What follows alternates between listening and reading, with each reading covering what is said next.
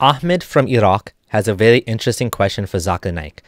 He says, isn't religion an opium of the masses, a means to control and subjugate people and give them false happiness? Let's hear the response from Dr. Naik, and I'm going to add my comments.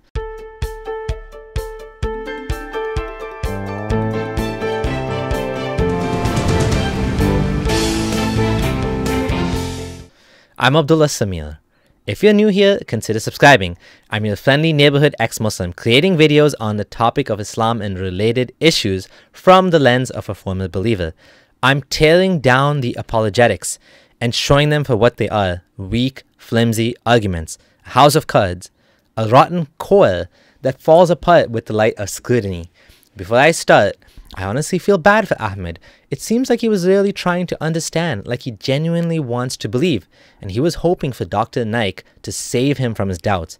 How many of us have gone through this questioning phase, where we go to learned men and try to resolve the issues, but they don't help? They don't even know the first thing about what we're asking, and instead we leave worse off than when we got there. I personally went to talk to one such Sufi sheikh in Toronto, and when I asked him, didn't the Arabs and the Sahaba at the time of Muhammad believe the world was flat? He got mad at me. He got really angry. He said, how dare you say that? We think we are so educated and smart, and these people were so stupid. I was taken back by his reaction. This guy was supposed to be like Mr. Humble that I was meeting. Of course, he didn't answer me. All I wanted was a reference from an early tafsir or a hadith that proved that the companions of Muhammad believed in a round earth. Instead, he got defensive and angry. This is the situation of many of us, and that's when we realize that Islam and all other religions are made up and not from God. Let's hear from this man and see where the discussion goes. Hi, my name is Ahmed. I come from the glorious country of Iraq, and I'm a born Muslim. My problem is that I practiced Islam when I was... Brother, first we request questions from the non-Muslims. Once all the questions from non-Muslims are over, inshallah we'll give you a chance. Yeah, but I'm telling you my problem only. Okay. But you said you're Ahmed and you're a born Muslim. I am born Muslim. But now are you a Muslim or not? I'm agnostic. Oh, so now you have left the religion of Islam. Yeah, I'm confused. Okay, fine. If you have left the religion of Islam, you can ask the question, brother. Okay. So my question is, how come I don't have the faith that you and the other Muslims have and some of my friends, even though I practiced Islam a lot and I even did Umrah, but I still do most of the sins that are forbidden in Islam, and I sometimes am lazy to do the prayer and the other subjects we have to do in Islam. I have read many books and about other religions and conspiracy theories and documentaries and such. I even have seen your own videos on YouTube, and there are many questions that go around my head about Allah and the Messenger and Muslims in general. And basically the most important question is, you said in one of your debates or questions that Allah is the creator and He's uncreated. But I have realized, how can the uncreated exist? And if He exists, how can we notice Him? How can we see Him or hear Him or feel Him or know of His existence if He's uncreated in our own dimension or so? That's one of the questions. Zakir, first of all, let him finish the question before turning him down. Is it just me, or does it sound like he's slurring his words? If you have left the religion of Islam, you can ask the question, brother. Maybe he had a quick drink before this event? So right away, we see that many people who are Muslim by name, who do the rituals of Islam, actually have doubts or even don't believe. This is important to point out. Why?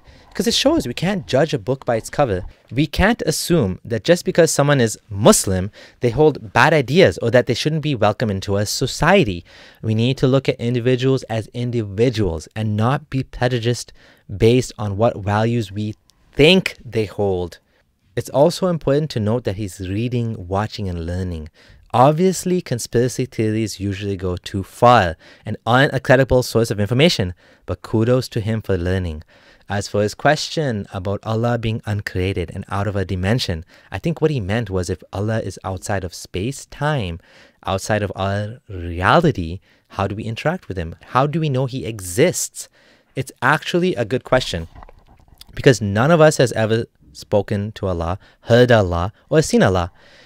All we have is a vague idea that some God exists, and then we have the religion that most of us are born into.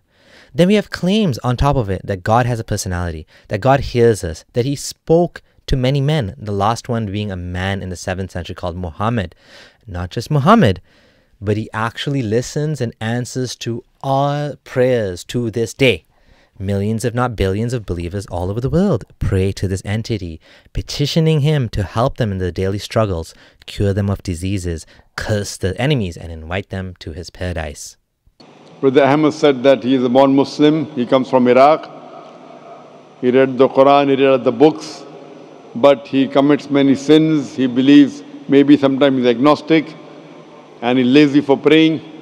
Brother, before I answer your main question, if you do sins and if you're lazy for praying, that does not make you a non-Muslim.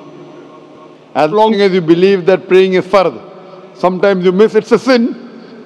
It's a major sin that you sometimes don't pray, but that doesn't make you a non-Muslim.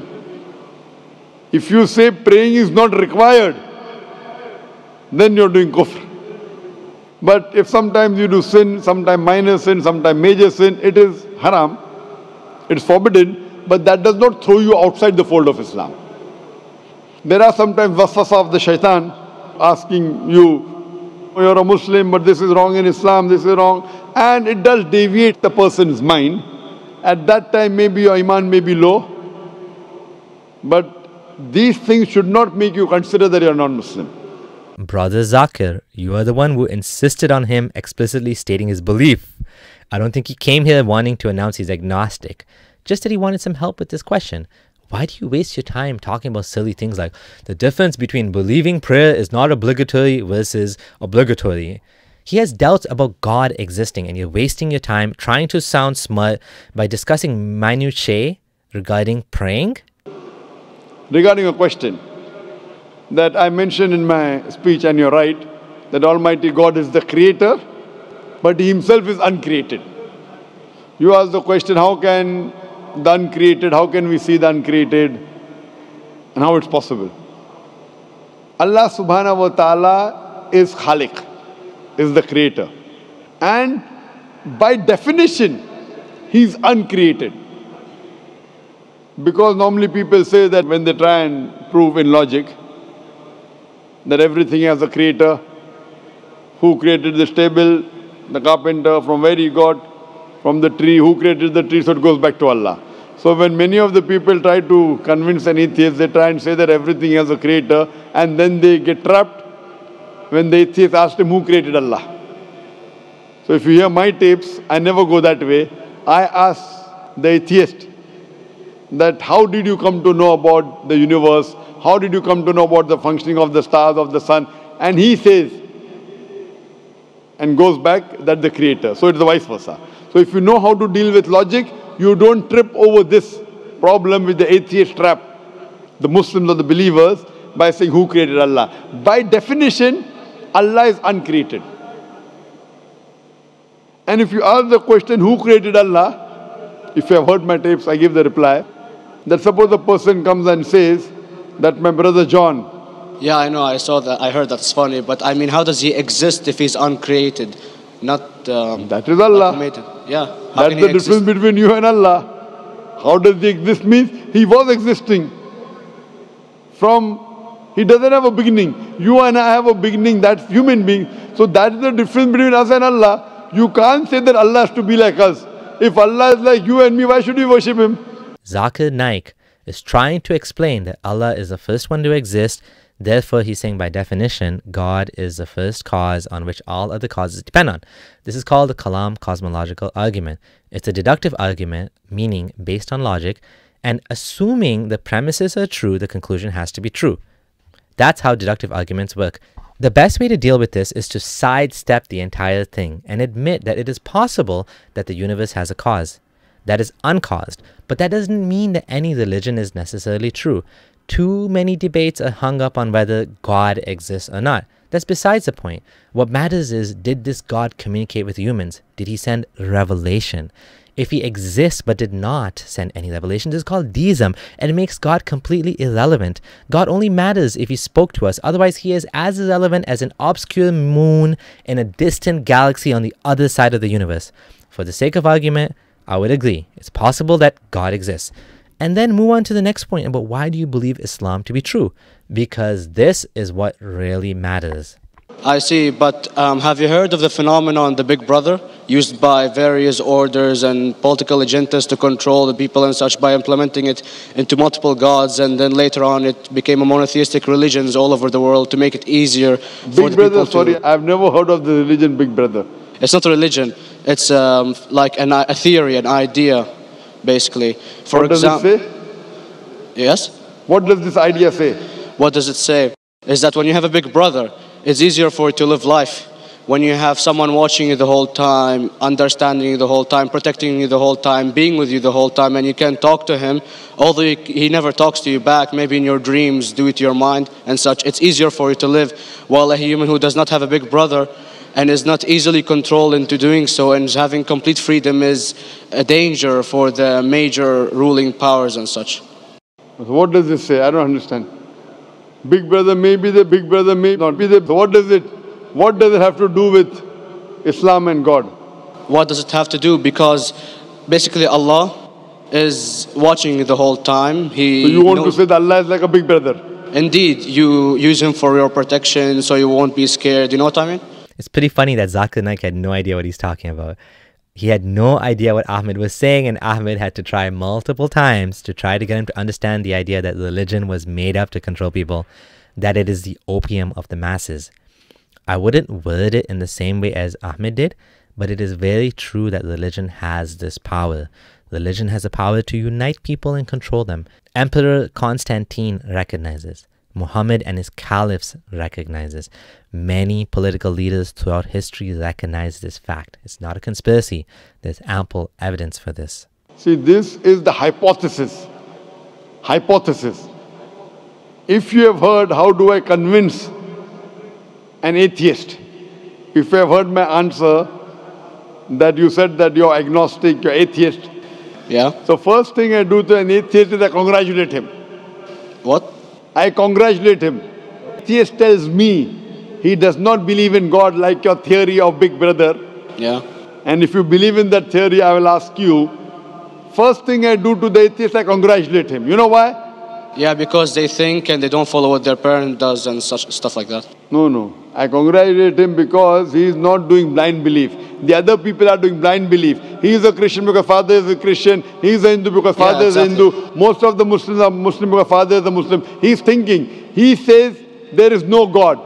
He has said the first part of the Islamic Shahada, La ilaha. The reason I congratulate him is because he has said the first part of the Islamic Shahada, Islamic Creed, La ilaha. The only thing I have to do is illallah, which I shall do inshallah.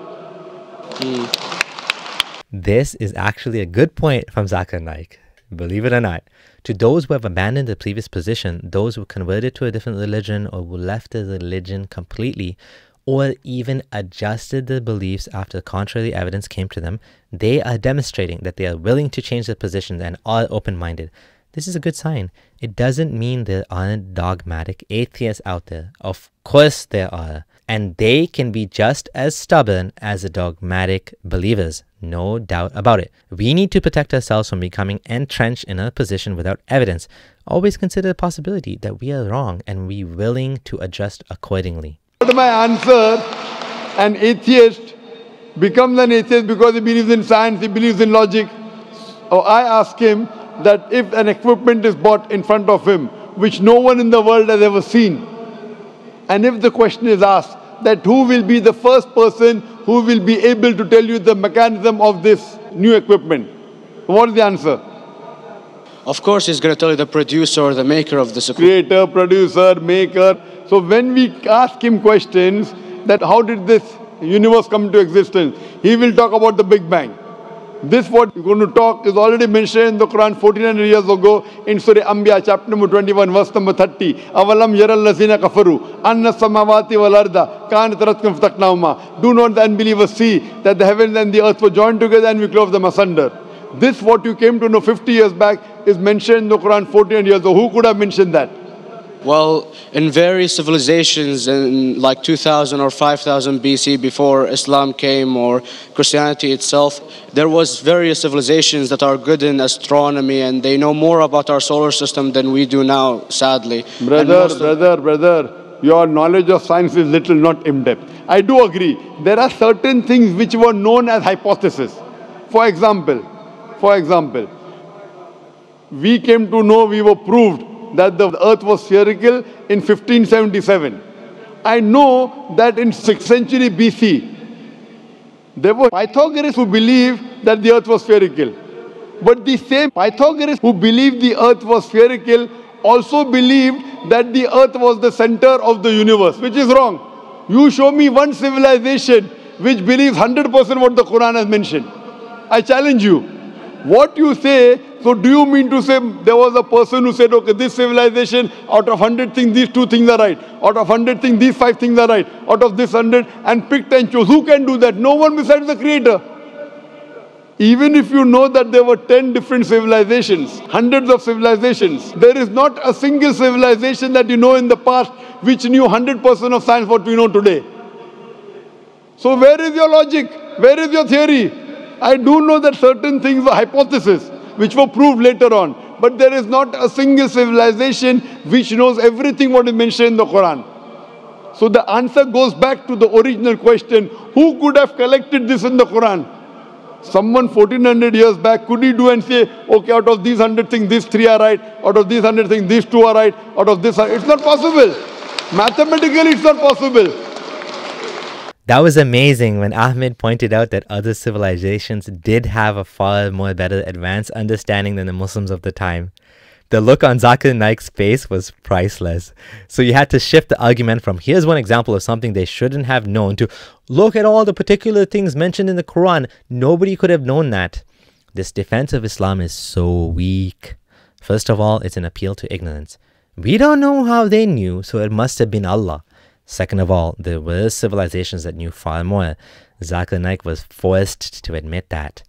For example, the Roman philosopher Lucretius, who died 55 BC and came up with the theory that everything is made out of atoms. Damn right he was, and this isn't even in the Quran. Sorry to say, but there's actually nothing in the Quran that Muhammad couldn't have known or guessed. Sometimes he was right, but usually he was wrong. Most of the so-called facts in the Quran are wrong, including chapter 21, verse 30 that he just mentioned. In fact, the same ayah mentions, do not the disbelievers see, meaning the Quran was referring to something that was known back then. This isn't some sort of inside knowledge. This was just a reflection of the knowledge of the era, not some amazing miracle. I've discussed this topic to death, but the simplest explanation to why it's wrong is because the heavens and earth could not be split if the earth didn't exist at the beginning of time. The earth didn't exist until billions of years later, until after the Big Bang. Then the Quran says other ridiculous things like, say, do you indeed disbelieve in He who created the earth in 2 days? 2 days of 6 total for one planet out of trillions and trillions? Even if you take each day as 1/6 of 13.8 billion, this makes no sense. Then in Quran 41:12, and He completed them as 7 heavens within 2 days, and inspired in each heaven His command, and we adorned the nearest heaven with lamps as protection. By the way, that protection being referred to is actually protection of Allah's secrets from being heard by devils. That's right. Quranic cosmology includes shooting stars as devil protection. And we have protected it from every devil expelled except one who steals a hearing and is pursued by a clear burning flame. And Allah constantly speaks of spreading out the earth, never of shaping it like a ball, but of spreading it. Do you spread out globes or do you spread out carpets? Think about it. Well, you never gave the idea of extraterrestrials or so. I mean, knowledge is power. And brother, I'm asking you a simple question. We are not come here to have a debate. Yeah. I'm asking you a question. Point out a single civilization. You're asking something else. Yeah. We are not here to discuss. You can come in the room and discuss. You ask a question, I'm giving you the answer. You gave about old civilization. I told you you're right. But out of 100 things, 98 they were wrong. So I'm asking you, who could have mentioned this in the Quran? You're talking something else now. Yeah, well, I'm asking a simple question, 2 plus 2 equals how much? You are saying, I'm telling you 3 multiplied by 3 is how much? I'm asking a name, you're telling that where do you live? I'm asking a simple question, name me a single civilization which has everything what was mentioned in the Quran. Do you know of any or not? Yes or no? Well, not everything, of course. Even not 10%. Why? Babylon knows of most of the planets and such. Planet is not the only thing mentioned in the Quran. There are 1,000 things mentioned in the Quran. To say what 1,000 things are mentioned in the Quran, 10% would be equal to 100 things. Did Babylonian civilization knew about 100 things mentioned in the Quran? No, because they don't have the They knew 5 or 6 things. In percentage wise, very small. So, of course. Who can be the author of the Quran besides the creator to know what is right, what is wrong? Today science has established the hypothesis mentioned by Babylonian so many centuries back is today proven. So these were hypotheses in the past, which out of them many have been rejected, some have been accepted. So to collect all which is 100% correct has to be from the creator and no one else. Hope that answers the question. Yeah. You know what? Why is it so funny to think aliens did it, but believing in an invisible God is actually not funny? Think about it. I honestly feel bad for Ahmed. He was really trying to understand, and it seems like he genuinely wanted to believe.